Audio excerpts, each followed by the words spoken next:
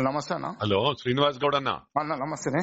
నీకు తొందరపడకు. పార్టీ గట్టిగా అయితే నీకు ఫ్యూచర్ ఉంటది. నీకు ఏదంటే అది చేస్తా నేను తర్వాత. ఎందుకంటే ఆడ మొత్తం బయట ప్రచారం ఏముండే, రెడ్డి ఒక్కరు లేరీలకు దారం అంటే నేను సంతోష్ రెడ్డికి ఇద్దరికి ఆఫర్ ఇచ్చిన. ముందే తెలిస్తే వాళ్ళు ట్రాప్ చేస్తారని చెప్పి ఇవ్వడం, ఎవరు ముందు వస్తే అలా కండువా కప్తా అని, వేరే ఉద్దేశం లేకుండే. సంతోష్ రెడ్డిని శోభరాణి తెస్తానది 3-4 రోజులు ఆమెను అడిగిన, వస్తుండు రేపు వస్తున్నాడు. ధన్మని సిద్ధరామరెడ్డిని బట్కరాగానే వేసేసిన కండువా.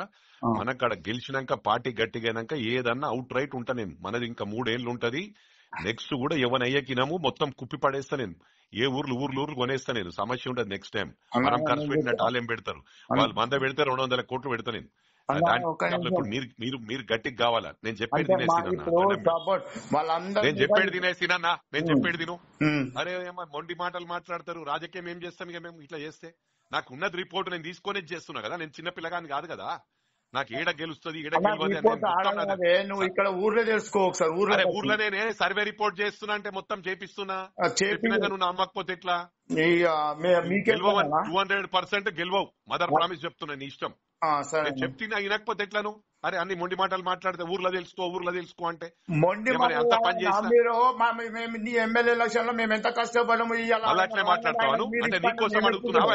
నువ్వు వేరే వాళ్ళకి చేసి అడుగుతున్నా, నీకోసం అడుగుకుంటావాను అంటే మొత్తమే చేసిన. ఊరంతా చేసి కదా, మీరు ఇప్పుడు మళ్ళీ ఆయనకి ఇవ్వమంటే ఎట్లా? అవన్నీ మాట్లాడకేను, అవన్నీ మాట్లాడకు, నీ ఇష్టం. నేను చెప్పేది నువ్వు మంచిదా అమ్మా. అంత రూపాపు మాటలు మాట్లాడుతున్నావా?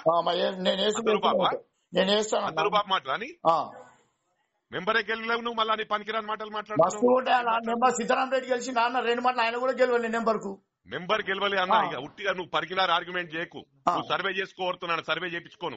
సర్వే చేయించుకోను అందరు నన్ను ఏమని చెప్తారు. నువ్వు బయట వాళ్ళతో ఎవడో 2-3 కొట్టోళ్ళు చెప్తే ఇంతవాను. వాళ్ళు అన్న ఒక నిమిషం నీకు ఒక్కసారి చెప్పేదాకా ఈయన మాట్లాడినప్పుడు అర్థమైంది నీ మాట్లాడే విధానం. ఏమంటున్నా ఊర్లో రోడ్లు నాకు తెలుసు. ఏమో అన్ని నడుపుతా ఉన్నావు. మెజార్టీ రాలేమో మాట్లాడుతూ ఉన్నావు అని.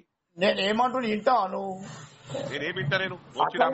నువ్వు ఊరే వాళ్ళు ఇద్దరు ఇదారు చేసిరు, వాళ్ళు ఇదివరకు ఏం చేయలేదు, మేము మధ్యలో వేరేటోని గెలిపిద్దామని ఊరందరూ తాకంటారు. అట్లా అని చెప్తున్నా నేను చెప్తే అర్థం చేసుకో. అందరు నేను సంధాయించుకుంటా. మీ మిల్లని సంధాయించే వరకే మొత్తం కాన్స్టిట్యున్సీ ఆగమవుతుంది. ఊరు విలేజ్ ప్రెసిడెంట్ మాటినప్పుడు వేరేడేమింటాడు? ఇక విలేజ్ ప్రెసిడెంట్ కూడా నన్ను మల్లేశం పెట్టినాం కదా అన్న.